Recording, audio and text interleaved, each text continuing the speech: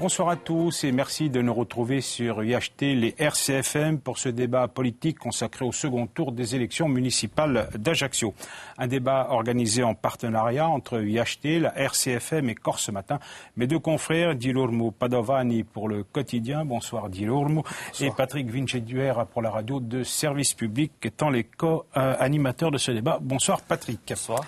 Alors ce débat n'a pas été facile à organiser, vous le savez, il aurait peut-être même pu ne pas avoir lieu, mais finalement nous y sommes parvenus grâce au bon sens et à la volonté des deux protagonistes, Laurent Marcangeli et Simon Renucci, qui ne se sont d'ailleurs plus parlé en public depuis le précédent scrutin, mais qui ont accepté de se confronter ce soir. Messieurs, bonsoir à tous les deux. Merci à vous de participer à ce débat que vous deviez l'un et l'autre aux Ajacciens avant l'ultime épisode de dimanche prochain, débat que nous espérons serein. Alors, avant d'entamer la discussion, Patrick Vinceduer va vous présenter le déroulement de l'émission. Un débat, Jean Vitus, en deux parties à peu près d'égale durée. Sans refaire le match de dimanche soir, nous nous intéresserons tout d'abord aux leçons de ce premier tour, aux enseignements que vous, messieurs les candidats, vous en avez tirés. Nous reviendrons également sur les tractations qui ont eu lieu jusqu'à hier soir, 18h. Ça vous concerne davantage, Simon Renucci, puisque Laurent Marcangeli, de son côté, a déposé une liste identique à celle du premier tour. Et puis, dans une seconde partie, nous quitterons le terrain de la politique dite politicienne pour aborder la politique avec un grand P au sens de gestion de la cité. Vous n'êtes guère tendre l'un vis-à-vis de l'autre. Laurent Marcangeli, vous avez dénoncé un système qui a échoué pendant 13 ans à la Maison Carrée, alors que vous, Simon Renucci, vous parlez d'une ville sinistrée, d'une ville sous l'emprise de la féodalité. Vous aurez donc l'occasion de vous expliquer, d'en débattre et surtout, vous aurez l'occasion de présenter vos projets pour Ajaccio, pour la ville, de dévoiler les premières mesures que vous serez amenés à prendre si vous êtes élu. Mais avant cela, retour sur la première manche de cette élection avec vous, Jean Vitus, et un rappel des résultats de dimanche soir. Oui, merci Patrick. Un rappel des résultats du premier tour. Donc, Laurent Marcangeli a obtenu 42,1% des suffrages, Simon Renucci 27,4%. Aucune autre liste n'a franchi la barre des 10% pour pouvoir se maintenir. François Casasobrana a obtenu 7,8%, Francis Nadizi du Front National 6,8%, José Filippi de Femma Corsica 6,5%, Paul Leonetti de Corsica Libra 6,1% et Jean-Antoine Villanova 3%. Alors Simon Renucci, c'est vous qui entamez ce débat, Laurent Marcangeli le conclura. Vous avez porté durant cette campagne le fer contre Laurent Marcangeli et son équipe sur la fraude électorale. Alors force est de constater que l'électorat ne vous a pas suivi dans cette dénonciation et c'est même le contraire qui s'est produit. Tout ça pour ça, serait-on tenté de dire? Il y a trois choses. La première, c'est que quand on refait les élections, celui qui découvre la fraude, qui défend la démocratie, il ne gagne jamais. C'est connu, mais je l'ai fait. La deuxième chose, c'est que la découverte de la fraude telle qu'elle existait, c'est-à-dire la deuxième semaine, donc le jeudi et le vendredi, où il arrive beaucoup de votes par procuration, dont certains doubles, même mandant et même mandataire, ou alors même mandant et deux mandataires, on voit bien qu'il se passe quelque chose. Donc je présente ceci à monsieur le préfet, il y en a 14, ils n'ont jamais disparu. Je le présente au procureur, à la présidente du TGI, personne ne bouge. J'avertis. Même pas l'électorat, là, cette fois-ci. Hein. Oui, mais l'électorat, aujourd'hui, il ne se bouge pas. Pourquoi? Parce qu'il y a deux choses, si vous voulez, Pierre, je voulais vous faites rentrer dans le détail. La première chose, c'est que les gens ils sont écœurés par la fraude que j'ai découverte, puisque j'ai porté plainte, j'ai apporté des éléments au TA, j'ai même participé financièrement et uniquement, et j'ai obtenu qu'il y ait une annulation. C'est moi qui ai obtenu. Donc il y a un retour à la démocratie. Le résultat, il ne sanctionne pas la décision du tribunal, il sanctionne la campagne électorale. C'est pas pareil. La deuxième chose qui me semble importante de dire, c'est que la démocratie, c'est le bien le plus précieux avec la liberté. Et donc, j'ai gagné. On refait la campagne, on refait aussi, bien sûr, une liste d'union unique, c'est pas rien. Et en même temps, il y a, en plus, un certain nombre de choses que je dénonce, comme il n'y a pas de contrôle au niveau de l'État des recrutements, il n'y a pas de contrôle de l'égalité. Donc tout ceci, c'est autre chose. Mais aujourd'hui, le score est lié à l'éparpillement, au fait qu'il y a une deuxième liste à gauche, donc les gens ne comprennent pas, et surtout le fait que la justice ne s'est pas encore manifestée, ce qui la rend assez troublant, de voir une justice qui, pour des raisons obscures, ne s'est pas manifestée. Laurent Marcangeli, vous êtes toujours défendu d'être responsable de ces fraudes, malgré les accusations de Simon Renucci. Vous avez renvoyé la balle à plusieurs reprises dans le camp adverse, parfois avec virulence. Pour vous, finalement, c'est une péripétie, une perte de temps, cette affaire? D'abord, je voudrais aujourd'hui vous dire que je suis quand même ici renforcé par les plus de 9300 personnes que je remercie, qui ont apporté leur soutien plein et entier dès le premier tour de ce scrutin à la liste que j'ai l'honneur de conduire. Je ne veux pas rentrer aujourd'hui dans ce débat qui n'a que trop duré. Ce débat, il est entre les mains de la justice. Il y a une instruction qui est ouverte au tribunal. Il y a eu une décision du tribunal administratif. Je ne l'ai pas contestée. Et aujourd'hui, il y a eu une décision électorale sur un premier tour. Rien n'est joué. Je crois que les Ajacciens en ont marre de cette affaire. Je crois qu'effectivement, le peuple d'Ajaccio, il a perdu du temps. La commune n'a pas fonctionné correctement en raison des tensions créées par le recours et ce qui a entouré ce recours. Parce qu'un recours, je vous dirais que c'est une règle de démocratie. Lorsqu'on conteste un scrutin, on est en droit de faire un recours. Mais il y a faire un recours et faire d'autres choses. Et je crois qu'en réalité, cela nuit à la ville et aux habitants de cette ville que j'aime. Et je regrette que cette ville ait perdu du temps pendant cette période à mon corps défendant, au corps défendant de mes colistiers et de mes amis. Maintenant, je le constate et j'espère que dimanche, eh bien, les choses rentreront dans l'ordre. Mais cette affaire concerne malgré tout la démocratie, elle est importante. Vous ne craignez pas les suites au pénal? Non. Non, je ne les crains pas. Et je vais vous dire pourquoi. Parce que j'ai rien à me reprocher. Parce que c'est ce que je dis depuis le début. Et je vous ferai remarquer que je n'ingère pas, moi, dans les fonctionnements de la justice. Nous sommes dans un état de droit. La justice, elle est indépendante. Elle a rendu une décision au niveau du tribunal administratif. Je ne l'ai pas contestée. Des juges d'instruction sont saisis. Ils font leur travail. Je suis prêt à répondre à leur convocation. Je ne l'ai pas été, pas plus que je ne l'ai été par les enquêteurs policiers. Et je suis vraiment, je vais vous le dire, dans un état d'esprit extrêmement serein parce que je ne suis pas dans le camp du mensonge et de la fraude. Simon Renucci, c'est un échec. Vous avez à répondre à Laurent Marcange ou alors Non, je pense qu'il est exact que les Ajacciens attendent autre chose, mais les justiciables, les Ajacciens qui ont volé l'élection de mars dernier, ils sont en droit de savoir la vérité. Et j'ai l'impression qu'il y a une justice comme une république à deux vitesses. Il y a celle qui attend que les choses se traitent d'une façon avant de traiter. Ce qui est important, ce n'est pas que M. Marcangeli soit coupable ou pas, ça peut être son équipe. Ce qui est important, c'est qu'on dise la vérité. Or, il se passe la chose suivante. C'est que moi, dans ma vie, j'ai toujours été un homme simple, honnête, et qui aime me soigner avec beaucoup de bonheur ce jeune homme. Donc, quand je suis obligé de faire ça, je ne le fais pas de gaieté de cœur. Sauf que dans ma vie, j'ai toujours préféré une injustice à un désordre. Et la situation qui a été créée, on a les deux maintenant. Hein. On a l'injustice et le désordre. Et je peux ajouter que pour ma part, j'ai été extrêmement peiné, à titre personnel, des mots qui ont été prononcés par celui qui m'a soigné quand j'étais enfant. Voilà. Et de même, quand tu as dit qu'on avait mis à l'étonte. Voilà. Moi, de mon côté. Comme tu as dit, devant tout le monde. J'ai jamais dit ça. Toi, devant témoin, c'est enregistré. Non, c'était vous. Non, attends. Là, c'est toi qui mens. Simplement, je ne vais pas t'interpeller. On va défendre la vie d'Ajaccio. Moi, j'aurais été heureux, franchement, si j'avais traité les choses normalement, si tu ne te prenais pas pour le douche, et que tu étais traité comme je t'ai toujours traité. J'aurais été très bien pour la vie d'Ajaccio. Parce qu'en plus, vu comme vous êtes particulièrement incompétent. Et au lieu de prendre la suite et dire c'est bien, tu passes ton temps à dire c'est pas bien. C'est pas normal ça. Alors, je te le dis tranquillement et je vais le tenir avec beaucoup d'attention parce que moi je ne compte pas me disputer avec toi, toi non plus. Conclusion, on va se parler normalement et on va se dire les choses normalement. Non mais il faut dire les choses. On a le droit tous les deux à se parler parce qu'il y a longtemps qu'on se connaît, mais aussi le droit de se défendre. Parce que quand on entend des bouches folles mentir sur vous, il faut aussi, sans mentir soi-même, se lutter et se défendre. C'est Rudyard Kipling. Hein. Donc, ouais, ici, je peux vous dire ce que je pense de tout ça, puisqu'il y a quand même 2-3 termes particulièrement vexatoires encore qui ont été employés, ceux d'incompétence. La victime, c'est moi, c'est pas toi. Et ensuite, le Duce qui renvoie à des périodes de l'histoire assez sombres. Il se trouve que les tracts fascisants, moi, je ne suis pas derrière eux. Donc je laisse la responsabilité de ce mot à M. Simon Renucci. Oui. Vous savez, vous pouvez... Franchement, je peux même vous laisser une partie de mon temps de parole pour me cracher dessus.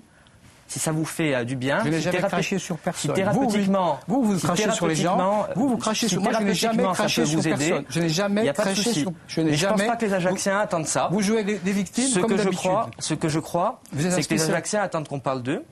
Mais par contre, si mon adversaire aujourd'hui veut venir cracher son venin sur moi comme il l'a fait pendant 6 mois, parce que ça peut lui faire du bien, c'est vous qui crachez le venin. Je lui laisse bien volontiers. Je n'ai jamais craché le venin. Je me suis retiré des affaires, j'ai attendu, je n'étais même pas candidat avant la décision du tribunal administratif, et je n'ai fait même pas répondre au 10e de ce que vous avez fait vous et les vôtres. Donc franchement, 2 secondes. Comment en est-on arrivé à cette campagne d'injures et de ragots? Moi, j'ai toujours fait des campagnes paisibles. La méthode qu'ils emploient et que tu emploies, c'est des méthodes tu viens de les qualifier. Moi, c'est pas ma vie. Moi, je pense que ma vie est d'autre chose. J'ai prouvé un certain nombre de choses. Je l'ai fait gracieusement. Je me suis sacrifié pendant 13 ans à tête de ville sans me servir. Donc, moi, j'estime que tu as manqué de respect, que vous manquez de respect à moi et à ma famille. Conclusion, la victime, c'est pas toi. C'est les Ajacciens et nous. Hein. Voilà. Bon, mais je dirais que je ne rebondirai pas là-dessus. Chacun reconnaîtra les siens et chacun reconnaîtra celui qui a été, ces derniers mois, le plus victime d'atteinte à son honneur et à son nom. Alors on va parler de politique. Juste 30 quand même secondes. un peu. On attendra que la justice passe et je suis d'accord avec ça. On attendra. Quand même on y va. l'impression, en remarquant que depuis dimanche, vous êtes plus dans la victoire, avec une forme de revanche. Vous cherchez visiblement l'écrasement, plus que la victoire qui paraît acquise. Je cherche la clarté.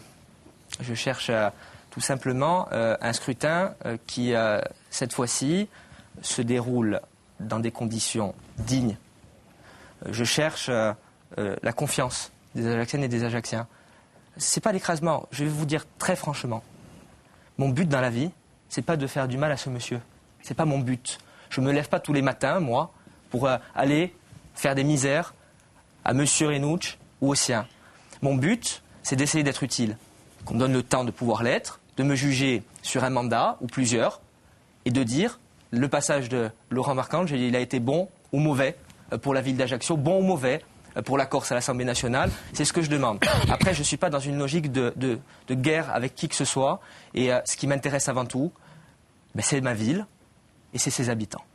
Simon Renucci, la gauche ajaccienne est plus divisée que jamais, vraiment de déshérence. En voulez-vous pour cela? Qu'est-ce que vous êtes en train de me dire? Vous êtes en train de me dire que la gauche est en déshérence. Parce que Casasoprano a fait sa part de vérité au Conseil général. En voulez-vous à M. Casasoprano, justement? Voilà, non, il faut être lucide. Après une fraude qui a désemparé, vu ce qui a suivi, c'est-à-dire comme agression pour Ajaccio, pour les Ajacciens, pour les services, personnellement pour quelques-uns d'entre nous, je pense que c'est grave aujourd'hui de dire que la gauche est désunie. On a réussi à faire une campagne honnête pour la transparence, pour la démocratie, pour la réunion, des gens qui se luttent pour qu'on développe le bien collectif, le bien commun. Il y a sur la liste tous les partis de gauche. Il y a des gens de la société civile. Et vous pensez que la gauche... Mais les résultats sont là. Mais le résultat dimanche soir, même si on ajoute les voix de François Casasoprano aux vôtres, on n'arrive pas à votre score de mars 2014. D'accord. Mais attendez. Est-ce que c'est pour ça que les démarches que nous avons entreprises est un échec? Je sais que l'esprit, il est plus fort que vos résultats électoraux. L'esprit qui a animé cette équipe, l'esprit qui l'anime encore, et le score lui-même, en ayant des gens qui en désirent... Les élections, c'est aussi un score. Pardon? Les élections, c'est aussi un résultat et un score. Mais c'est une photo. C'est pas le travail qui a été fait. Est-ce que la sanction est personnelle? Pardon? Est-ce que la sanction alors est personnelle contre vous, ce mauvais résultat? Mais pourquoi est-ce que c'est l'élection de trop? Ce serait l'élection de trop? Mais pourquoi c'est l'élection de trop? Il y en a qui se prennent toute leur vie. Alors moi, je faisais qu'aujourd'hui, conclure une élection qui a été frauduleuse en mars. C'est pas quelque chose de nouveau. Personnellement, si quelqu'un avait voulu prendre ma place, je l'aurais laissé. C'est-à-dire, j'ai proposé simplement. Ce qui est important aujourd'hui, et il faut le dire simplement, c'est pas parce qu'il y a une victoire telle qu'elle existera peut-être que les carottes sont cuites. Elles sont cuites pour Ajaccio, les carottes. Si c'est M. Marcangel qui la gère, la vie. Elles sont cuites pour longtemps. Par contre, ce qui n'est pas cuit, c'est la démocratie. Ce qui n'est pas cuit, c'est qu'il existe une union de personnes, de personnalités qui, eux, ont envie de se livrer pour leur ville. Et c'est ça la victoire. Alors peut-être que le score lui-même est fonction d'un certain nombre de démarches, est fonction d'un certain nombre de choix. Mais vous vous rendez compte de ce qu'on a réussi? On a réussi à un moment fort pour cette ville, d'unir des gens qui étaient peut-être de façon séparée. Et puis on affronte quoi? On affronte une division qui montre quoi? La gauche, peut-être celle du Conseil général n'est pas avec nous, mais la gauche. les partis progressistes, les partis réformateurs, les gens qui luttent pour vivre bien dans cette ville, mais ils sont avec nous. Bon, je n'ai pratiquement rien à ajouter, si ce n'est que bon, je trouve toujours amusant d'être déjà condamné dans ma gestion, et sur d'autres termes aussi, hein, avant d'avoir pu commencer véritablement à avoir les fruits du travail effectué. Nous verrons si les Ajaxiennes et les Ajaxiens nous confient une majorité, si en 2020 la ville est dans l'abîme. On va parler un peu du deuxième tour, les tractations qui ont eu. Alors, ça vous concerne moi, Laurent Marcangeli, vous n'avez pas changé votre liste, pas de tractation. Vous êtes sûr de votre fait? Non, c'est pas parce que je suis sûr de mon fait du tout, c'est parce qu'il y a eu un résultat qui a été de nature à pouvoir confirmer ce que j'espérais, c'est-à-dire une avance substantielle. J'avais quand même déjà renforcé cette liste. Et puis vous savez, je crois qu'il y a de la cohérence parfois à avoir dans la vie publique. Je pense que j'avais une équipe qui pendant 6 mois a été solidaire, solide, durant l'exercice des responsabilités à la mairie. J'ai voulu donc en reconduire la majeure partie et j'ai fait appel à d'autres personnalités susceptibles de venir renforcer nos rangs. Et le score obtenu nous permet, je pense, d'affronter ce second tour dans de bonnes conditions, ce qui ne signifie pas que les autres ne comptent pas pour moi. Ce qu'ils ont dit pendant la campagne est intéressant. Ce qu'ils ont voulu apporter pendant ce débat l'est aussi. Et puis, voilà, je pense qu'en réalité, ce jeu des fusions, qui parfois d'ailleurs est mal vécu par les équipes et par une partie de l'électorat, n'a pas été nécessaire pour rassembler un peu plus. Avec le score que vous avez finalement obtenu, vous auriez pu faire des offres d'ouverture lorsqu'on est fort, lorsqu'on a un score comme le vôtre, on peut se le permettre? Oui, probablement, mais j'ai considéré que j'avais un message de fidélité vis-à-vis de ceux qui ont été avec moi l'année dernière, dans une élection beaucoup plus complexe, beaucoup plus difficile, que nous avons gagnée, et vis-à-vis de ceux qui nous ont rejoints.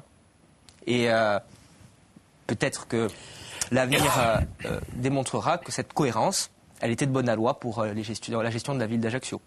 Alors vous, en revanche, Simon Renucci, vous avez essayé de réunir 3 listes. Là encore, ça a été un échec relatif puisque seul Corsica Libera vous a suivi.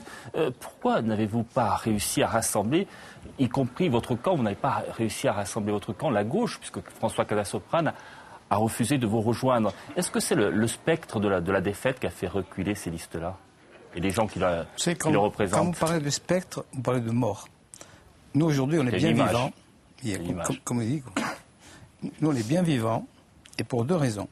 Je ne vais pas parler de François Casasoprane, qui, lui, a fait une histoire personnelle, qui, est, bien sûr, fait perdre notre famille, et qui, par ailleurs, finalement, défend la politique du Conseil général. On peut comprendre tout en disant ça, ou rien. Mais on le dit. Comme ça, chacun découvre ses amis. Simplement, concernant Corsica Libera, aujourd'hui, c'est un événement considérable.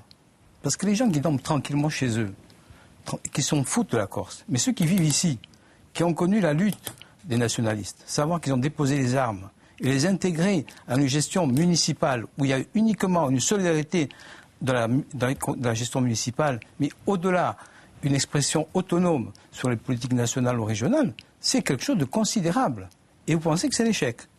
Deuxième chose, FEM. Une fois de plus, l'équipe de Simeone, dans FEM, a été contre la ville d'Ajaccio, contre Simon Renucci. Mais c'est parce que c'est Bastia contre Ajaccio, c'est tout. Donc ceux qui votent, et qui ne votent pas pour Simon Renucci, ils votent pour Bastia et ils ne votent pas pour Ajaccio. Conclusion, simple, il faut être très simple pour que tout le monde comprenne. Conclusion, nous avons mené des négociations avant le premier tour, sur un projet, sur une façon de gérer. Les gens, ils étaient d'accord. Lutte contre la fraude, ils étaient d'accord. Ils étaient pour la démocratie, pour le partage, pour la transparence, pour le partage du pouvoir. C'est ça le changement. Ça ne prend pas. C'est pas pour autant que c'est un échec. C'est, si vous voulez, conçu comme un échec, je vais vous rejoindre, mais c'est pas un spectre. Donc, conclusion, c'est pas un problème. Vous n'avez pas raté le coche en mars dernier. C'était là, au moment où la victoire vous tendait les bras, qu'il fallait faire l'union. En mars dernier, on a perdu pour plusieurs raisons. Madame Lucian, qui avait aucune raison de nous quitter, parce que j'ai jamais sorti sa délégation, contrairement à ce qui était crédit. Donc c'est un mensonge. Deuxièmement, parce qu'il y avait aussi là quelque chose de grave, c'est qu'on n'a pas eu le temps de discuter, mais la proposition, elle était honnête. Troisièmement, c'est la fraude qui nous a fait perdre. Donc, de façon simple, moi je ne regrette rien dans ma vie. Si c'était à recommencer, je Vous n'avez pas d'autocritique par rapport à ces Il y a toujours une échecs autocritique. Tous les matins, je m'autocritique. Et même, je dis aux gens, qu'est-ce qu'on n'a pas fait publiquement. Et si, vous savez, quand vous êtes médecin et que vous avez des cas difficiles, la première chose que vous faites, une fois que ça va bien ou pas bien, c'est de faire votre autocritique. Donc mon autocritique aujourd'hui, elle est basée sur 2 points. La première, c'est qu'il y a un environnement qui est le vôtre. Je ne parle pas de vous, ni de M. Marcangeli, le plus près. Il y a quand même passé 13 ans, jour et nuit, à travailler pour une ville, avec courage, avec ardeur. Mais peut-être des choses que vous n'avez pas le temps de faire et qui vous pénalisent après quand vous faites de la politique. Que regrettez-vous alors? Je ne regrette rien. Qu'est-ce que vous espérez pour dimanche alors? J'espère que dimanche, les forces de progrès verront le spectre de ce qui arrive, puisque c'est pour les 2 morts, le spectre d'une ville qui va sombrer dans une méthode qui n'est pas la nôtre, qui n'est pas démocratique et dont on aura du mal à se relever. Ce sont des attaques très dures, mais j'ai pas envie de rentrer dans ce débat-là. Je vous le dis encore une fois, c'est pas un combat de catch ou de boxe entre 2 hommes, c'est un combat pour une ville. Et moi, rentrer dans ce combat aujourd'hui, je vous le dis, je ne suis pas venu vers vous pour ça. En attendant, pour dimanche soir, vous comptez encore améliorer votre score? Je l'espère. Simon Renucci avait fait 66% en 2008. Vous comptez la même chose? Non, je ne fais pas de rapport par rapport aux autres élections. C'est une élection qui est différente. J'espère que les Ajaxiennes et les Ajaxiens se rendront aux urnes, participeront à cette élection, qu'elle se déroulera bien. Et j'espère pouvoir obtenir avec mes amis un résultat qui soit à la hauteur de nos espérances, à savoir pouvoir gérer dans la tranquillité, dans la sérénité, la ville d'Ajaccio pendant les 5 prochaines années. Sans sentiment de revanche? Non, pourquoi? J'ai toujours gagné mes élections. Quelle revanche? Quelle revanche je vais avoir? Par rapport à l'annulation, quoi. Non, mais la vie, elle a plutôt été sympathique avec moi. Une revanche, pourquoi? Par rapport à 10 mois difficiles? Non, je suis pas là-dessus. J'ai dépassé ça. Vous savez, je vais être honnête. Je suis un homme politique. Je suis obligé, lorsque j'exerce mes responsabilités, d'avoir une certaine distance avec les choses. J'ai essayé de le faire pendant 6 mois, lesquels j'ai été maire. J'essaye d'avoir des distances avec certains ressentis. Après, l'homme privé, ce qu'il ressent, je le laisse à mon entourage privé. Ça n'a pas été toujours facile, mais je ne suis pas là pour parler de l'homme privé ici. Alors on aborde la deuxième partie de l'émission pour parler de la politique que vous allez mettre en œuvre à Ajaccio. Continuité, rupture, vous nous direz quels sont vos choix. Alors Simon Renucci, vous avez déclaré que la ville était sinistrée, vous l'avez répété en début d'émission, depuis 10 mois de présence de Laurent Marcangeli et de son équipe. Est-ce qu'on n'est pas un peu là dans l'excès? Qu'est-ce qu'on peut faire de bien ou de si mal en 10 mois? Non, moi ce que je vais dire simplement, c'est pas un ressenti d'un jour, c'est une série de conclusions qui font que, comme il n'y a pas de remise en cause apparente de ce qui a été fait jusqu'à présent, c'était bien, je suis obligé de dire ce que tout le monde sait. En commençant par une confusion au niveau de la gestion des personnels. Je leur dis, n'ayez pas peur.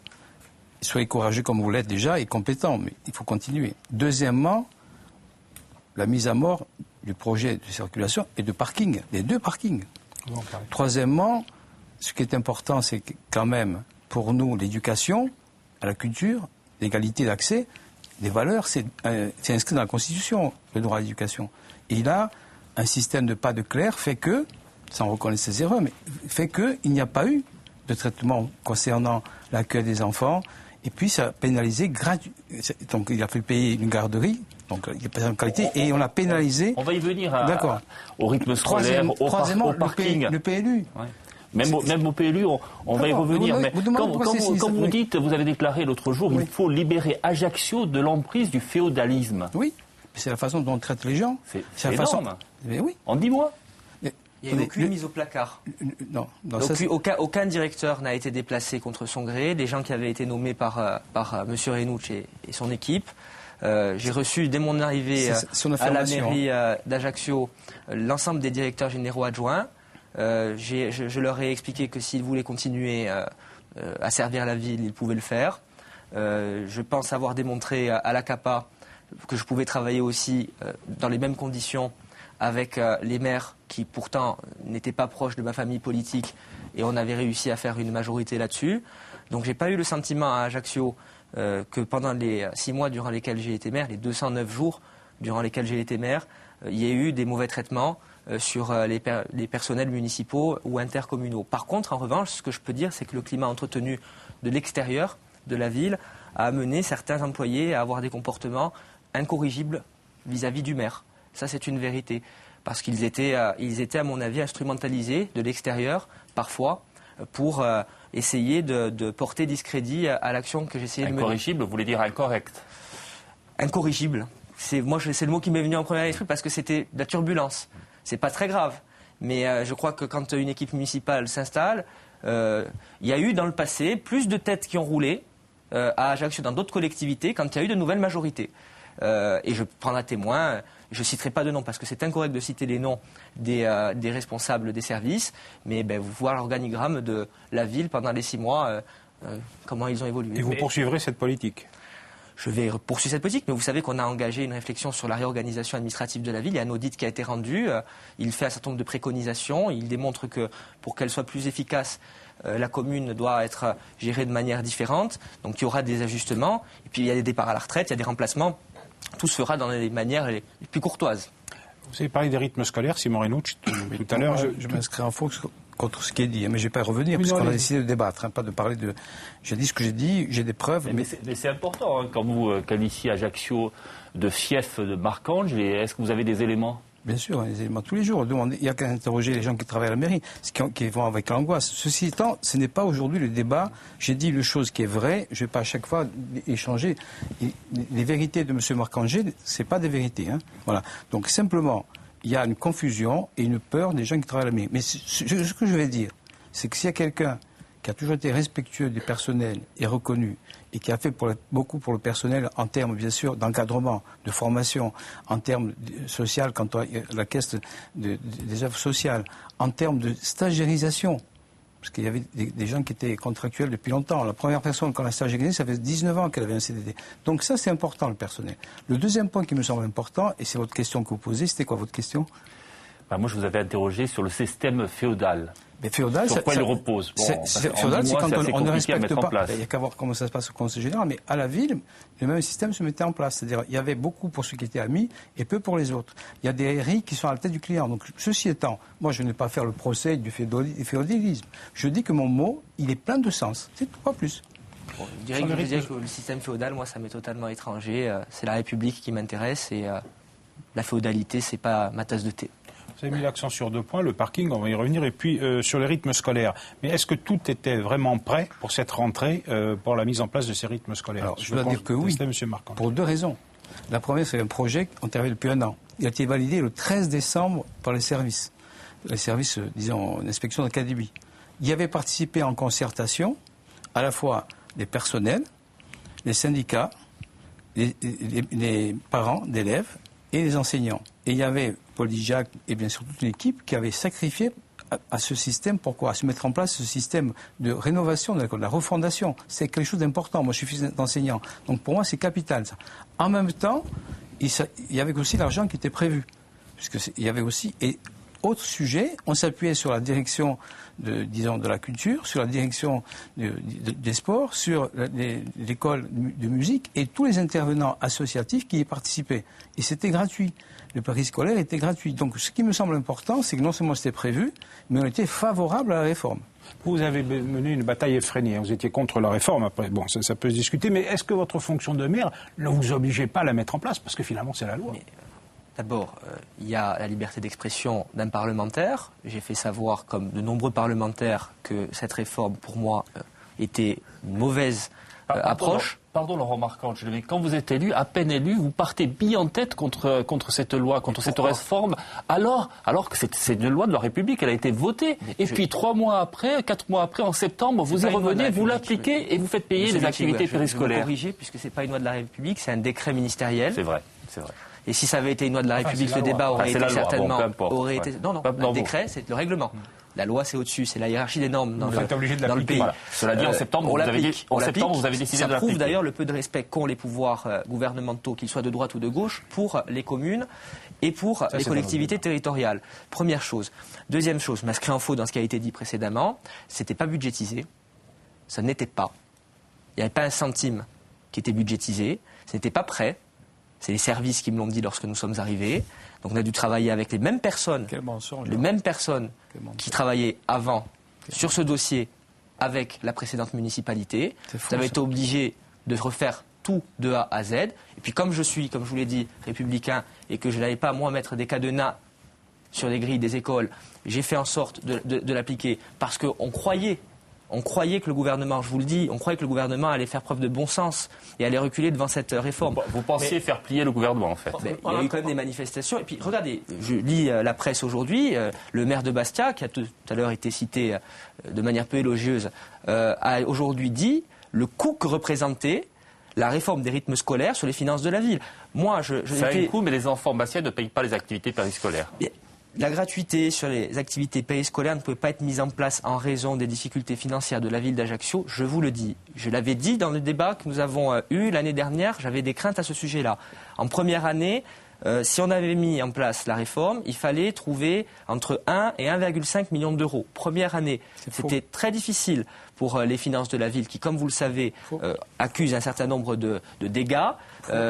Qui ne sont pas seulement d'ailleurs imputables à la gestion de M. Henouche, mais je pense qu'il les a aggravés. Vous avez fait pire. Et, pire. Oui, vous avez été maire 5000 jours, M. Henouche. Je l'ai été 209. J'ai travaillé plus que vous. Laissez-moi dire. On saura se le redire. Laissez-moi le temps de pouvoir au moins être un mandat maire de la ville. On verra qui aura le mieux travaillé et je me plierai à la décision du peuple. Donc voilà, je vous dis que cette réforme, c'était une réforme qui n'était pas préparée. Je n'ai pas voulu pénaliser les enfants en mettant des cadenas sur les portes de mairie, d'écoles, comme l'ont fait certains maires que je désapprouve.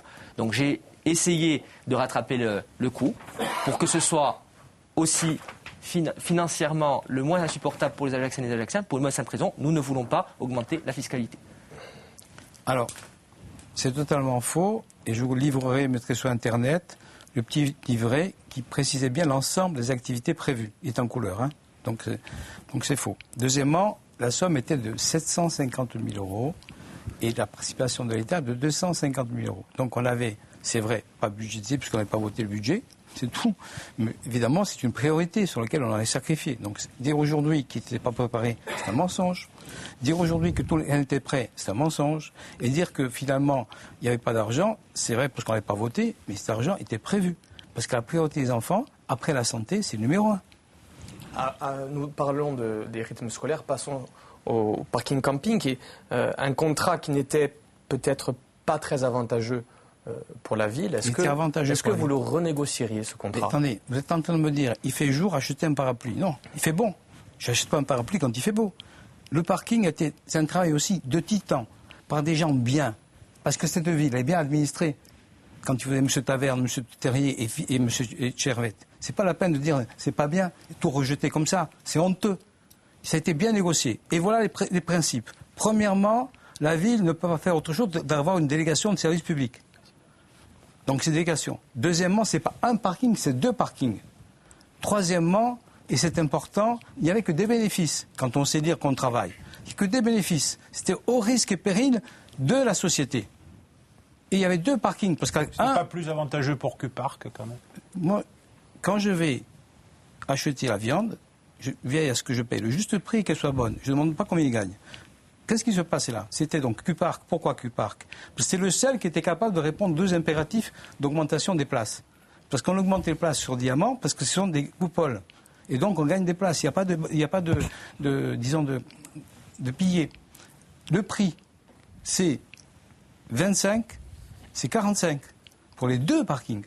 Et la ville participe à la construction et rénovation, hein, c'est voilà. ça? C'est ça, rénovation, mais en même temps reconstruction.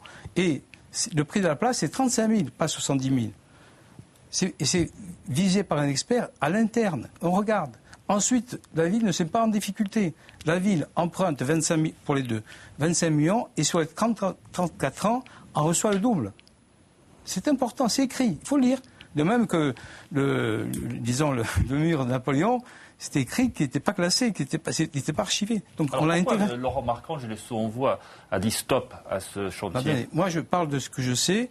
Moi, je n'ai pas de jugement à porter. Pourquoi il dit stop? C'est vrai que monsieur, comment il s'appelle, monsieur Filon, puisqu'il faut le citer, il avait rejoint en disant qu'il faut arrêter le parking. Mais monsieur Filon, il faut savoir qu'il change d'avis souvent. Quand il était dans l'opposition, il disait no parking, no business, no futur. Voilà. Remarquant, ça ne va pas coûter plus cher à Ajaccio d'arrêter que de continuer? Non, pour une bonne et simple raison, c'est que ce qui a été avancé est partiellement inexact. Bon, partiellement, je l'emploie par politesse, je dirais grossièrement inexact. Il y a un certain nombre de choses. Quand vous empruntez de l'argent, il y a des intérêts. tous, on les paye, les intérêts. Donc les intérêts, déjà, il faut que vous sachiez une chose, c'est quand vous avez emprunté, puisque la participation de la ville, elle a été uniquement financée par l'emprunt. Exact. Il y a donc des intérêts à payer, des intérêts qui ont pris encore 1 million d'euros là sur 3 ou 4 mois derniers, puisque c'était échelonné sur le franc suisse. Et tout le monde sait qu'aujourd'hui, le franc suisse, eh bien, il fait en sorte que les intérêts sont plus lourds. Petit exemple, il n'y avait pas écrit dans le contrat, mais je l'ai dit déjà la semaine dernière, un certain nombre de choses qui venaient, je dirais, alourdir le poids pour la ville au niveau financier. Par exemple, l'absence de négociation claire avec la Chambre de commerce et d'industrie, non formalisée, sur le fait qu'il fallait dédommager pendant 34 ans. Je répondrai après, vas-y. Mais c'est une réalité, puisque quand je suis arrivé voir Madame Carlotte et que je lui ai dit est-ce qu'il y a eu un contrat signé avec la ville pour le dédommagement du manque à gagner pour la CCI de son parking du Palais des Congrès, elle m'a dit non, il n'y a rien qui a été décidé. 34 ans, il fallait payer 34 ans. Des recettes de 700 000 euros par an, 34 ans, à charge de la ville. Le dédommagement des commerçants, vous avez créé une commission d'indemnisation en fin d'année 2013. Il fallait aussi l'inclure dans le coût. Il y avait l'argent, vous avez dit qu'il n'y en avait pas, il y avait l'argent pour les commerçants. Il y avait même prévu... Non, mais les commerçants, de toute manière, je ne vais pas à être dans ce débat-là, puisque les commerçants savent ce qui s'est passé, ils sont venus me voir. Vous avez menti parce que quand vous êtes arrivé, il y avait l'argent. Écoutez, moi, je n'ai pas envie de vous envoyer au visage le mensonge à longueur de temps. Toujours est-il que j'ai pris cette décision, je l'assume pleinement, je démontrerai dans le futur, si la confiance m'est redonnée, que c'était la bonne. Et surtout, je pense que plutôt que de parler de ce qui est derrière, il faut penser aussi à... Justement, aujourd'hui, c'est un terrain vague, ce chantier. Quand est-ce que vous le remettrez en état? La délégation de service public n'existe plus. Nous allons récupérer l'emprise. Nous allons la mettre hors d'eau et en sécurité, parce que nous n'avions pas le droit de le faire avant. Nous allions par la suite faire en sorte qu'il y ait 200 places de stationnement provisoires qui soient mises pour les voitures et pour des motos en lieu et place de ce chantier qui a été laissé en friche. Et nous lancerons un appel à projet pour aménager cette place afin qu'elle devienne la place symbolique. Quel délai? Vous pouvez donner une date? Avril. Et puis voilà, concrètement, quand allez-vous, si vous êtes élu, enlever ces palissades qui ne sont pas du meilleur effet en plein cœur de la ville? Avril 2015. Oui, avril 2015. Simon Reynaud, vous vouliez répondre? Ah oui. C'est là qu'elle est sinistrée la ville. C'est là qu'elle est sinistrée la ville. Je constate que sur des décisions péremptoires, ne tenant pas compte des vraies questions, qui fait que le fait d'arrêter le parking, il faudra aussi dédommager Q-Park. Il faudra dédommager. Et c'est les contribuables qui vont payer. Dites là, c'est les usagers qui payent. Et quand on parle qu'il n'y a pas de négociation avec la Chambre, c'est relativement juste, parce que c'est vrai qu'il n'y avait pas de papier écrit. Mais il y avait une négociation en cours avec la Chambre et la CTC pour traiter l'ensemble. Parce que sous ce secteur, ville, CTC et CCI, on a des choses qui sont on a des zones de travail qui nécessitaient une clarification quant aux compétences. Et l'idée était de faire des échanges. C'est d'ailleurs comme ça qu'on devait échanger peut-être la base du Ricante et une route. On devait aussi peut-être céder le port de Plaisance et reprendre le Palais des Congrès. Donc vous voyez que ce n'était pas quelque chose qui était figé, premièrement. Deuxièmement, et je finis là, deuxièmement, on avait un remboursement qui commençait déjà à être remboursé par Q-Park de l'emprunt, qui était le double de l'emprunt, c'était 45 millions d'euros. D'ailleurs, on a touché, la ville a encaissé 400 000 euros l'an dernier. Cette année, c'est 500 000. Donc, si vous voulez, c'est quelque chose qui est bien organisé. Moi, ce qui me fait de la peine, c'est que pour avoir raison sur un point, on dit n'importe quoi. Et on bannit et on maltraite le travail sérieux qui a été fait. Voilà, c'est tout. Après le reste, les Jacksins choisiront. Mais là, on va payer le prix. Hein. Sur les bénéfices réalisés notamment sur le parking du Diamant, qui s'élève à hauteur de 1,3, 1,4 millions d'euros, qui sont donc encaissés par Q-Park, qui paye après une redevance à la ville. Multiplié par 34, vous voyez combien la ville perd, et voilà ce qu'elle va gagner avec la décision qu'on prend. Et quand vous passez à un dédommagement de Q-Park, eh bien vous voyez comment on va réussir à trouver l'argent pour le faire. Simplement, voilà. Simon Reynaud, de façon plus générale, cette fois concernant l'aménagement de la ville, le PLU a été invalidé, comme chacun sait, par le même tribunal administratif qui a annulé les élections. Reconnaissez-vous une erreur dans le pilotage de ce PLU? Quand on échoue, j'ai un principe d'imaginer que le responsable, c'est moi. Mais quand on étudie la question, il faut savoir le rôle de chacun. Je veux bien. L'opposition n'a pas travaillé. Elle a craché sur le PLU. Il y a de beaux dessins et un PADD qui n'était pas trop mal. Mais ça ne veut rien dire quand on travaille. Il y a un travail gigantesque qui a été fait. Mais il faut savoir que le PLU, c'est avant tout quoi? c'est la simplification de la vie, c'est le dynamisme, le développement et c'est aussi l'harmonie. Donc c'est un moment fort, le PLU. Ce PLU, il a été battu, en tout cas, ils ont voté contre. Pour le parking, ils avaient voté pour. Ils ont voté contre en disant qu'on ne savait pas travailler. Il n'y a qu'à voir le travail qu'ils font, hein. Enfin, peu importe. On ne savait pas travailler. Mais il disait quoi, le PLU? En quoi on était embêté? Sur 3 points de l'annulation totale. 3 points. Premier point, il n'y a pas eu de concertation. Faux, je l'explique. Deuxième point, il n'y a pas eu de décision concernant l'augmentation par 2, multiplication par 2 des espaces boisés classés. Alors qu'on avait fait toutes les libérations qu'il fallait. Et troisième point, c'est un problème simple qui disait, vous ne l'avez pas envoyé, c'est des tiers qui n'étaient pas satisfaits de notre comportement, parce que nous, on était des gens justes et loyaux, vous ne l'avez pas envoyé en même temps la synthèse et la convocation. Faux aussi.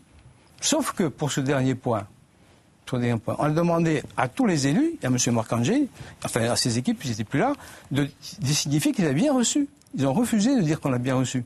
Conclusion, on n'a eu que 16 signatures. On n'a pas eu celle de M. Casapran non plus, hein, parce que je pense qu'ils ont fait la même politique contre moi. Simplement, ils ont refusé d'attester qu'ils avaient bien reçu. Et ce document, nonobstant le fait qu'ils ont tout reçu, il fallait dire qu'ils avaient reçu en même temps.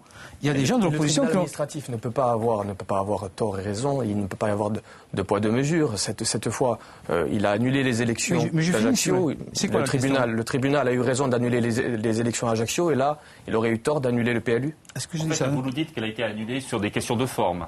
Je suis en train de vous dire que le PLU, il est annulé. Ils nous ont posé des questions d'annulation, on essaie d'y répondre.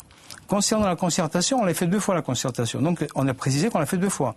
Concernant l'espace boisé classé, on a fait des décisions. Et concernant le fait qu'on nous accusait de ne pas avoir envoyé à la fois de façon concomitante la synthèse et la convocation, il fallait que ceux qui l'avaient reçu le disent.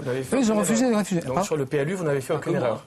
Non, pas que vous, heureusement. Il y a même des gens qui étaient avec vous, vous l'avez dit. Oui, je sais. Non, mais je vous accuse pas. Aujourd'hui, c'est d'expliquer. J'essaie d'expliquer aux gens comment ça s'est passé. Et tout le monde peut faire des erreurs. La question, c'est, est-ce que vous avez fait des erreurs? Je dis que c'est là. Là, on l'a fait. Ils ont tout eu, sauf qu'on n'a pas eu la réponse. Ceci étant, il faut savoir que le PLU, sur le plan de la forme, il suffit d'une lettre non recommandée, hein. Laurent Marcangeli, si vous êtes élu, ce PLU, ce document d'urbanisme très important pour le développement de la ville, vous le reprenez de fond en comble? Quitte à prendre 4 ou 5 ans. D'abord, je vous dis, non, 4 ou 5 ans, c'est impossible. Non, j'ai jamais dit ça. Il fallait suivre ce que j'ai dit. J'en avais promis un pour dans 2 ans. On est bien obligé parce que sinon, on va replacer en RNU, Règlement national urbain, et là, on va être mis sous tutelle par la préfecture de Corse pour délivrer les permis de construire et aménager le territoire de la ville. Oui, mais en 2 ans, vous n'allez pas pouvoir le modifier complètement. Non, vous pouvez refaire la procédure. Je vous rappelle que, et je l'ai dit lors du débat qui nous a opposé avec les autres listes la semaine dernière, que on n'avait pas, sur les éléments cartographiques, sur nous, je parlais des espaces boisés, on n'a rien eu à dire là-dessus. On avait des critiques. En fait. On avait des critiques à formuler sur le plan d'aménagement et de développement de la ville, qui est le document politique qui est adossé aux éléments cartographiques du PLU. Et on a reproché un certain nombre de choses qui manquaient à ce document, qui est fondamental. Nous avons assumé ce choix. Dans l'opposition, nous avons préféré faire le choix du vote contre. Mais cela étant dit, quand nous avons été élus, on était enclin à mettre en place ce que le PLU prévoyait, puisque ça avait été voté, et parce que c'est la règle de la démocratie. Donc, il a été annulé, c'est regrettable. J'espère que nous arriverons à obtenir le sursis à exécution, comme je vous l'ai dit, pour faire en sorte que nous ne revenions pas au plan d'occupation des sols de 1999, parce que ça, il faudra faire beaucoup d'aménagements pour pouvoir rendre des projets en matière de logement et d'équipement public possibles. Et nous préparerons un nouveau PLU dans les délais, c'est-à-dire 2 ans, avec les socioprofessionnels, avec les gens qui sont concernés par l'aménagement du territoire de la ville d'Ajaccio. Je les ai rencontrés, avec les services concernés aussi, les services qu'on doit consulter, avec les conseillers municipaux, et il y aura un PLU. Reprendrez-vous l'existant?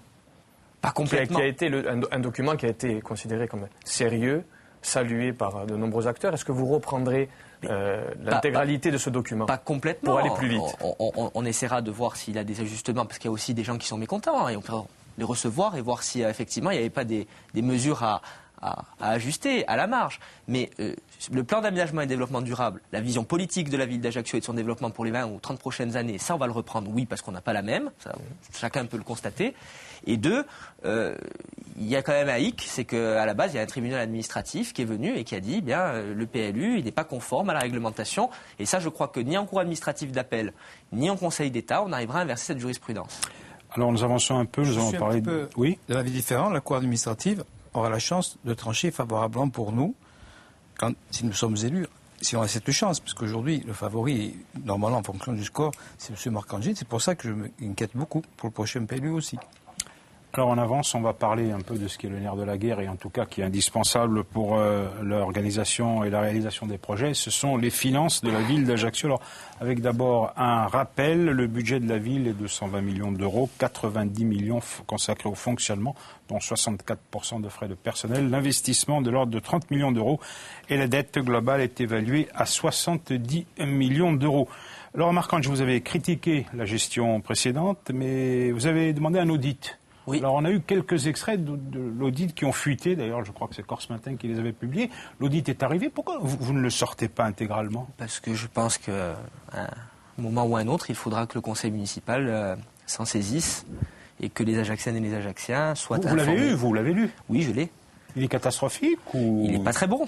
Il n'est pas très bon, mais il ne vient que confirmer ce qui a été dit par d'autres audits en interne à l'époque où M. Renucci était maire d'Ajaccio, c'était le cabinet Klopfer. Mais également, il y avait quelques observations de la Chambre régionale des comptes qui venaient soulever un certain nombre de problématiques. Lesquelles, par exemple? Dérives préoccupantes des frais de personnel 2008. Oui, c'est ma première intervention au conseil municipal dans l'opposition. Vous devriez vous en souvenir, alors je ne vous ai pas marqué. Je pense que c'est faux surtout. Bon, non, et notre deuxième, alors, la deuxième. Je l'ai là, c'est faux. Alors je l'ai là, rapport de la Chambre régionale des comptes. D'accord. Il y a écrit une dérive. Voilà, j'ai mis du vert, du jaune parce que je travaille. Je travaillais pas. Dites-moi des autres choses. Voilà. Qu'est-ce qu'il y avait? Il y avait une insincérité dans la présentation d'un certain nombre de documents. Oui, et là, par contre, ça a été repris dans l'autre, le dernier. Non. Cette observation n'a pas été prise en compte par l'ordonnateur, donc par la ville. Oui. Pas des mesures de réduire le taux d'absentéisme. Ça, c'est le taux d'absentéisme, c'est pas grave. Refléter finalement la situation patrimoniale de la commune. Cette observation n'a pas été prise en compte. C'est une conclusion, ça? Oui. Oui, suivi des recommandations du rapport précédent, c'est-à-dire celui d'avant. Oui. Donc ça veut dire qu'en fait, on vous avez fait des recommandations, vous ne les avez pas suivies. Si. Bon, ça, c'est un certain nombre de choses, mais moi, ce que je dis aujourd'hui, c'est qu'il y a eu un certain nombre d'erreurs qui ont été commises dans les finances de la ville, qui ont alourdi le passif au niveau de l'autofinancement, au niveau de la capacité de la ville à porter des projets par elle-même sans l'emprunt. Chacun sait aujourd'hui que la ville doit emprunter le premier euro pour pouvoir investir. Qu'il y a eu, je pense, une absence de volonté dans un certain nombre de choix qui ont été pris, qui met la ville en difficulté financière aujourd'hui. On en débattra si je suis réélu, parce que cet audit, je compte bien le rendre public. Mais j'ai considéré... Vous auriez pu le faire pendant la campagne. J'aurais considéré que c'était pas loyal, parce que...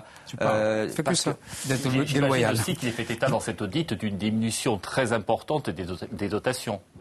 C'est le cas partout dans toutes les collectivités, donc j'imagine que c'est la même chose pour Ajaccio. Et dans le document que M. Renucci a lui caché à la population, c'est-à-dire le cabinet Klopfer. J'ai rien caché, moi. Un débat au conseil municipal. Mais qu'est-ce que vous racontez? C'est faux. Vous êtes en train de... Comment faux? Il y a un débat au conseil municipal. Il n'y a pas un débat, puisque c'est Guillaume Padovan qui avait fait... Il y a un débat au conseil... Vous mentez. Il y a eu un débat au conseil municipal, puisque M. Klopfer est venu lui-même en parler. Il a rencontré uniquement les élus de la majorité à la chambre consulaire. Voilà, pour vous dire, à l'Institut consulaire. C'est autre chose. Bon, c'est la préparation du budget. Les opposants, donc n'étaient plus, mais dont mon premier adjoint faisait partie, n'étaient pas. C'est la préparation au budget à la chambre consulaire. Je peux le dire quand même. Oui, bien sûr. Je vous dis que ce cabinet disait, et M. Padovan a fait un papier, je sais, vous avez déplu d'ailleurs, là-dessus, en disant que le cabinet Klopfer avait conseillé à l'ancienne majorité que dirigeait M. Renucci de faire un certain nombre de choses pour juguler la dégradation des finances de la ville. Non. Il n'en a rien été, puisque le cabinet Klopfer, je l'ai reçu une fois étant maire, et il m'a dit, force est de constater que les préconisations que nous avons faites à l'époque, au précédent maire et à sa précédente équipe, n'ont pas été suivies des faits. Je constate cela, et aujourd'hui, nous nous retrouvons dans cette situation, et il va falloir faire avec, il va falloir ajuster les choses. Alors, simplement, c'est beau ça, j'ai l'impression que c'est vrai. Avec des chiffres qu'on propose. La Chambre régionale des comptes elle ne fait jamais de cadeaux. C'est le juge elle juge. Elle nous fait à deux reprises 2 remarques. Bravo pour les investissements et bravo pour le désendettement. Vous pouvez les trouver. Le cabinet Clofer, c'est moi qui l'ai choisi pour qu'il nous conseille dans le budget. Il nous a fait une recommandation d'abandonner 2 projets pour les finances. Le projet de la crèche, qu'on a fait quand même, parce que c'était la dernière fois qu'on avait droit à 40 lits, et le projet de la médiathèque, parce qu'on a déjà reçu 250 000 euros. C'est pour ça qu'on les a fait. Donc ça a un petit peu grevé, il y a les recettes et dépenses de fonctionnement, ça a un petit peu grevé les dépenses de fonctionnement. Dans les recettes de fonctionnement, nous avons toujours 1 ou 2 millions. Normalement, il en faut 4. Et le Conseil général, il nous donne 1, alors que la ville, 1 million. Alors que la ville participe au Conseil général à la moitié des recettes. On est vraiment traité et méprisé par le Conseil général. Ils nous ont mis à tapis. C'est ça l'explication. Voilà pourquoi, des fois, on n'arrive pas à boucler complètement les choses, à boucler les comptes concernant les investissements. Ça s'appelle comme ça. Voilà. Ça, c'est l'explication vraie. Concernant le personnel, il n'a pratiquement pas bougé, il a même diminué. Et concernant l'endettement par rapport au personnel, il est inférieur à la moyenne Et les administrative. capacités de remboursement? Les capacités de remboursement, c'est justement ça où c'est difficile. C'est parce que par rapport à ces capacités de remboursement, nous, on compte les augmenter en traitant la taxe d'habitation. En particulier, dans la réévaluation du foncier bâti. Vous l'augmentez? Non, diminuer, parce qu'il y a, pour les maisons qui étaient en place avant 1970, les bases n'ont pas été réévaluées. Donc on va le faire, on va encaisser 4 millions d'euros, c'est une étude. C'est la même chose qu'a fait Juppé à Bordeaux. On va réévaluer, et ça nous permettra d'encaisser 4 millions d'euros, et qui seront pour nous un apport important pour ne pas augmenter les impôts, au contraire, pour diminuer la taxe d'habitation de 2%. Alors, quoi qu'il en soit, on a bien compris que selon cet audit, les finances d'Ajaccio sont dans le rouge. Alors, Non. pour améliorer les choses, Non, elles sont dans le rouge depuis le mois de mars, ça oui. on va y venir. Je ne préfère même pas répondre tellement c'est ridicule. Soit on augmente les impôts, soit on diminue les dépenses, notamment les dépenses de personnel. C'était une de vos promesses de campagne. Or, depuis votre élection, vous avez consacré un budget complémentaire de 870 000 euros à la création de nouveaux emplois. 147, paraît-il, à peu près. Très simplement. Un peu plus. Hein. Oui. D'ailleurs, je profiterai pour répondre à un certain nombre de choses qui ont été dites. Mais vous savez que le budget primitif de la municipalité n'a pas été le nôtre. C'était celui de la précédente mandature. Sur ce budget C'est vous qui primitif, l'avez fait, hein. oui, d'ailleurs, nous nous sommes abstenus. Non. Oui, nous nous sommes n'a pas voté le abstenus. budget. Oui, Il était voté en avril, le budget. Oui, et nous nous sommes abstenus. Nous avons laissé l'opposition qui était de vos amis voter pour, parce qu'on ne voulait pas bloquer l'institution. Le budget était prêt puisqu'il est voté en avril, on était pris par le temps. Mais nous nous sommes abstenus du budget primitif qui avait été préparé par la précédente majorité, mais on a laissé l'opposition voter pour qu'il soit adopté. Pourquoi ? Parce qu'il manquait des inscriptions budgétaires, notamment sur un certain nombre de postes à pourvoir. Ça, je vous le dis. Donc les 805... C'est un héritage de l'ancienne majorité. Partiellement, mais moi j'assume par contre avoir également sur les 4% d'augmentation des frais de personnel qui ont été constatés lors du budget modificatif. C'est un petit peu technique, mais on a dû faire un autre budget, un budget modificatif pour pouvoir rentrer dans les clous, puisque le budget primitif ne prévoyait pas les dépenses. Donc on l'a fait. Moi j'assume la paternité sur ces 4% et quelques, de 1,5% d'augmentation, je l'assume, parce qu'il y a eu la création d'un certain nombre de postes à la crèche de Mezzaville, mais également, et je vous le dis, il y a un absentéisme sur des arrêts maladie, il faut remplacer les personnels, ça c'est une réalité, c'était pas prévu au budget, on a dû l'assumer, on n'a pas créé 150 postes, comme je l'entends, ce n'est pas des créations de postes, on a créé une trentaine de postes, et on a pourvu à des remplacements sur des positions essentiel pour les services publics à la ville d'Ajaccio. Donc moi je m'inscris en faux et je ne peux pas admettre quand même avoir en 209 jours été à l'origine de la destruction de ma ville. Vous le dites, c'est votre droit le plus absolu. Moi je considère que vos 13 années ont quand même été particulièrement difficiles pour tout le monde. Juste un mot, à tous les deux, est-ce que, je suppose que le désendettement c'est une priorité, est-ce que vous vous engagez à ne pas augmenter les impôts pour la mandature à venir ? Et l'un et l'autre. On a fait l'explication de texte en disant voilà, on va réétudier donc le foncier bâti et donc à partir de là, vous avez d'ailleurs Madame Guidichel vous l'avez présenté, on pourra baisser la taxe d'habitation de 2%. Et donc ça, c'est important pour nous que les gens sachent qu'on va diminuer la pression fiscale. Ceci étant, concernant bien sûr les emplois, c'est pas des postes clés que M. Marcangeli, j'ai ici la somme totale, les 137, sont des contrats. Parce que les gens qui sont employés ne peuvent pas rester. Hein. Sinon, il y a 6 millions d'euros à trouver. Hein. Donc, conclusion, c'est des emplois précaires, quoi. Ils resteront 2 ou 3 mois le temps des élections. Ce que je voulais surtout souligner, c'est que avant même, quand la commission ne s'installe, avant même et quand la commission s'est installée, le recrutement a continué puisqu'il y a 51 postes en novembre. Donc, je pense qu'il y a certainement des choses à expliquer, peut-être calmement, hein, et plus sincèrement. Non, mais calmement, pourquoi ? Parce que quand j'entends des contre-vérités, pour gagner les élections apparemment, il est favori, M. Marcangeli. Donc, il n'y a pas besoin de mentir. C'est plus important de dire la vérité. Voilà. Sur les années 2013 et 2014, il y a 286 postes qui avaient fait l'objet d'une diffusion au centre de gestion. Ils ont été attribués à hauteur de 262. C'était aussi sur la période de M. Nouch. Des contrats, il en a fait comme tout maire. Il en a fait également à la CAPA, des contrats qu'il qualifie de précaires, et je lui donne raison. Non. Et j'emploierai d'ailleurs la même méthode visant à réviser les bases, puisque nous avons rencontré les services de l'État pour essayer de gagner de la trésorerie. Nous, en revanche, nous ne racontons pas n'importe quoi aux gens en période électorale. Nous ne baisserons pas, on maintiendra le niveau, mais on ne les augmentera pas. Vous ne les augmenterez pas pendant la mandature. Pendant la mandature. C'est un engagement que vous prenez. Hein. Bien sûr, oui. Nous arrivons à 4 minutes à peu près de la fin de l'émission. Ajaccio est la ville la plus peuplée de Corse et c'est celle qui a, vous le reconnaîtrez, le moins de poids politique à la région. Ce n'est pas d'aujourd'hui et quelle qu'ait été la majorité municipale et quand bien même elle coïncidait avec la majorité régionale et même nationale. Vous n'avez pas réussi sur ce point, Simon Renucci. Alors les explications sont nombreuses. Comment est-ce qu'on peut imposer Ajaccio comme la vraie capitale régionale, comme les maires précédents, et peut-être comme les suivants? Je pense que vous plaisantez, monsieur. Premièrement, politique en tout cas. Vous pensez que Ajaccio a bénéficié du PEI et des aides? Ah non, mais moi je veux dire autre chose. Non, vous plaisantez. Vous avez dit, vous n'avez pas réussi à imposer Ajaccio. J'ai créé la communauté d'agglomération et j'ai créé le SAGE. Capitale régionale. Je sais, mais le SAGE. Non, d'accord, vous avez raison. Moi, je dis ce que je veux dire. C'est-à-dire que j'ai créé le SAGE, c'est le schéma d'aménagement des eaux qui est 100 000 habitants. Donc, structurellement, on a essayé de s'installer.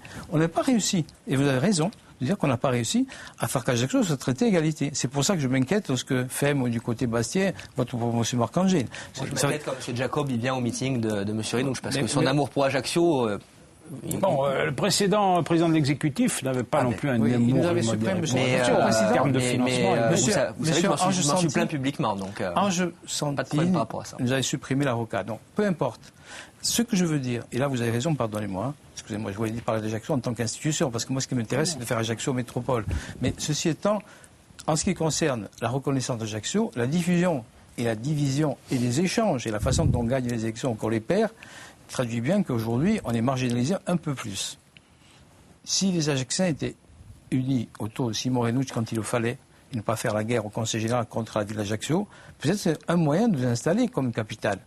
On a fait tout ce qu'il fallait sur le plan des investissements, puisqu'il y a 240 millions d'euros, on n'a pas augmenté les impôts, on a un endettement qui est inférieur. Je pense que pour nous, Ajaccio ne peut pas lever la tête si on ne transforme pas Ajaccio en forme de métropole, où on a vraiment un poids qui est un poids pas seulement économique, mais humain. Quand vous allez faire le remarquage pour inverser la tendance, parce que même quand la droite était au pouvoir à la région, c'était pas forcément mieux. Hein. Mais laissez-moi le bénéfice du doute. Laissez-moi faire plus que 209 jours à la mairie et on pourra me juger sur ce que j'ai fait ou pas. Alors, il reste 1 minute 38 d'émission. Vous avez à peu près 40 secondes chacun pour conclure. Simon Renucci. Je vais remercier ceux qui ont voulu s'associer avec nous pour tourner une page, pour la renaissance de la ville, parce que là, malheureusement, elle ira de plus en plus mal. Donc, c'est un choix. Dimanche, ils ont un choix entre 2 types de sociétés, 2 types de comportements, 2 types de gestion. Ils ont surtout à choisir l'espérance en laissant les gens libres de voter, libres de travailler normalement et surtout libres de faire en sorte que la démocratie elle se fasse sans fraude et se fasse en respectant ce qui est l'engagement majeur, la liberté des gens. Laurent Marcangeli, vous concluez. Je crois que les Ajacciennes et les Ajacciens commencent à me connaître. Et contrairement à ce qui a été dit pendant ce débat à plusieurs reprises, je ne suis pas quelqu'un de malhonnête, je ne suis pas entouré d'une équipe de malfrats, bien au contraire, nous sommes entourés d'une équipe de gens qui ont envie de se battre pour Ajaccio. Ajaccio, c'est la capitale de la Corse. Ajaccio, elle sort d'une période difficile. Je demande aux Ajacciennes et aux Ajacciens de nous aider dimanche à faire en sorte qu'Ajaccio reparte sur la vertu et reparte sur quelque chose qui ressemble à un parcours gagnant. Cette ville en a besoin, nous l'aimons. Eh bien, ce débat est maintenant terminé. Simon Renucci, Laurent Marcangeli, merci beaucoup d'y avoir participé. Dilormo Patrick, merci à vous également. Merci. Il était nécessaire pour les Ajacciens et aussi simplement pour l'exercice démocratique que cette confrontation ait eu lieu. Ce sera maintenant aux électeurs de faire leur choix dimanche prochain et nous nous retrouverons bien sûr pour une soirée spéciale avec résultats et commentaires. Intanto, buonasera a tutti.